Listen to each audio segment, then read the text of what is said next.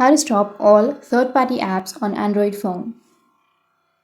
So if you want to stop all third-party apps on your Android phone, then what you need to do is first you need to open up your settings. Under settings, you need to scroll down and go with the system settings. Tap on system. Under system, you will have an option of process manager. So just go with the process manager. And after that, you will be able to go and stop the service or end all process of the third-party applications.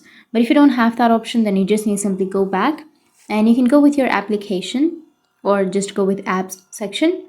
And here you need to scroll down and here you can see cloud media app or default apps or unused apps, special access apps. And here you may find third-party apps. So you just need to simply go with third-party apps and then you can turn it off or stop them all.